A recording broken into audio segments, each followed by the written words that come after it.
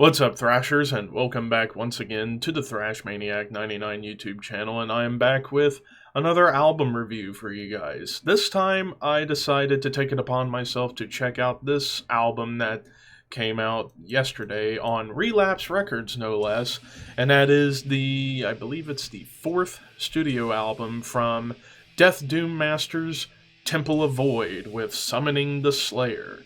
So yeah, my first time checking out Temple of Void, and being a big fan of like old school sounding Death Doom, and I was going through Temple of Void's Metallum or Metal Archives page and seeing like they're really all about like the old school sounding Death Doom stuff with a lot of old school death metal and some old school gross sounding doom and just mixing it together into a nice neat little bow.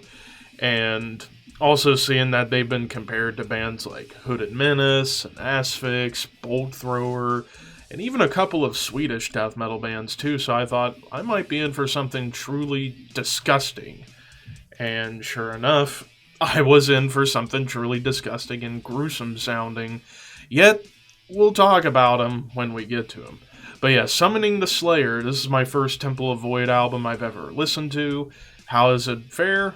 Well, let's find out. So we start things off with Behind the Eye, after some rain and a backwards introduction, right into some gross riffing and bass lines we go. Even a quick-fire tremolo line can be heard during the opening riff. The first verse pretty much stays in this like evil, suffocating, like death groove pocket, for the most part, kind of like Bolt Thrower, until the speed picks up a little bit to kind of bring in a bit of that Asphyx influence. And the choruses even kind of go back and forth between like the Bolt Thrower grooves and the Asphyx sped up stuff. And then after chorus number 2, an eerie and dark melodic lead comes in to give off almost a bit of a funeral doom vibe, which was really interesting. Death Touch, track number 2, big guitars and some clean guitars in the background to begin this song as it leads into some disgusting doom. The heavy guitars complement the melodic clean guitars quite well here in the beginning of this track. The verses have these eerie melodies happening before the pre-chorus comes in, and in the pre-chorus it gets more rhythmical and a little bit heavier, kind of similar to Hooded Menace. The choruses get a bit more grandiose, with some almost orchestral ambience to provide a somber atmosphere, and these riffs carry some heavy dexterity leading into the bridge where the clean guitars return. Afterwards, thick, chuggy riffs that feel almost autopsy-ish. Dark melodic lead line comes in along with chorus number 3 before the song ends off with some atmospheric melodic guitars. Engulfed, an evil, gross doom riff comes in right away to say the Slayer is being summoned. The verses keep that riff going, but it also builds towards some sinister melodies. Again, more of that Hooded Menace vibe. Particularly early Hooded Menace is what I'm talking about whenever I bring up Hooded Menace. These melodic riffs are definitely something to behold throughout this track. Some almost psychedelic ambience can be heard in the background at times, which can make sense considering the frontman of Temple of Void is also in the band Acid Witch, which is much more psychedelic and trippy death doom than you could possibly imagine. The bridge brings back the clean guitars to give off more of that somber atmosphere, leading to a more sorrowful lead. Almost black metal tremolo riffs show up towards the end of this track as well, which added something unique to a almost 8-minute opus. A sequence of wrought, dissonant bass line to begin this track to build tension towards one of the best riffs of the album so far, as there's some alternate picking patterns going on. And that riff continues throughout the verses. The choruses get much more melodic than most. And when I say they get much more melodic than most on the album, they almost mirror bands like November's Doom and even Swallow the Sun a little bit, because yeah, there's melody all over this album, but in the choruses on this track in particular, brings in more melody than most of the tracks on the album.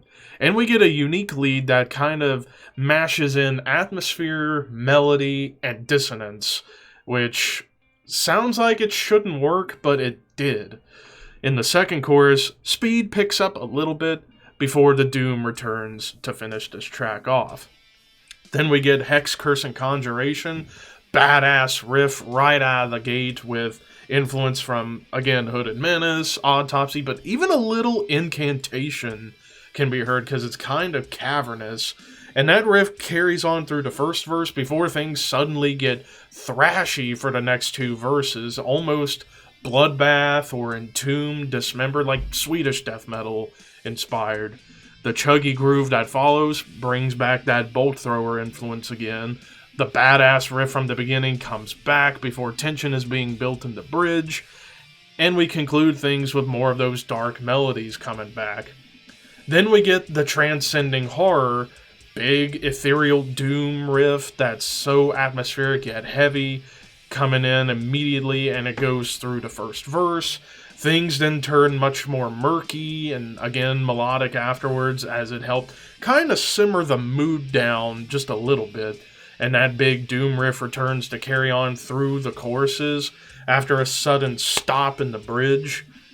The riffs change to feel a little more destructive and vicious, and the atmosphere to conclude this track definitely gets a little more cavernous and claustrophobic.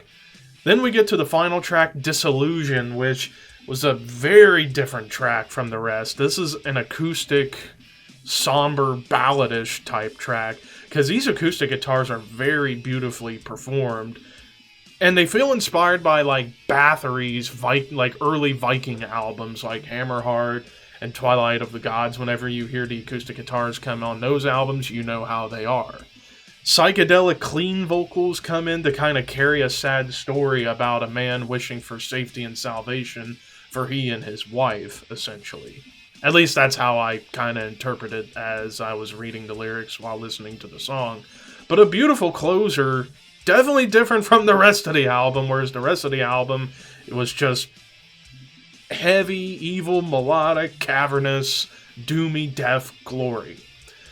So, now that we've reached the end of the album, I forgot to mention that this album is actually produced by Arthur Risk of pretty much all of like the current Texas metal scene, like Power Trip, Iron Age, Eternal Champion, among so many others, and has been doing great production work. Hell, a couple albums coming out this year he did production for, like Creator, which is coming out next week, which I can't wait.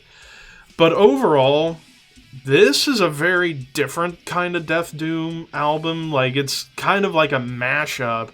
Like I said, a very much like the old school style of Autopsy, little bit of Bolt Thrower, little Asphyx, Incantation, but mixing it with some of the more modern bands like Hooded Menace, but also some of those melodic moments kind of harken to November's Doom and Swallow the Sun. So you pretty much get like the middle ground, even though this is largely like stripped down. Those melodies that come through are very different from each other on the album. Like, they're sometimes more akin towards Hooded Menace. Sometimes they're more akin towards the more melodic Death Doom bands like a Swallow the Sun or a Daylight Dies, bands along those lines. The riffs are very distinct, very filthy sounding, and I love the atmosphere of it throughout pretty much all these songs, definitely carrying that like cavernous but at times somber atmosphere on top. Overall, this is another really, really solid one. I give this one a 9 out of 10. Not perfect, but it's damn close. This was a hell of an album, and probably will pick this one up. There's still a bunch of albums from this year that I've talked about that I've yet to get in the collection that I need to get to at some point. But yeah, 9 out of 10 for Summoning the Slayer by Temple of Void. What did you guys think of this album? Let me know in the comments section below. And until next time, horns high. See you guys soon.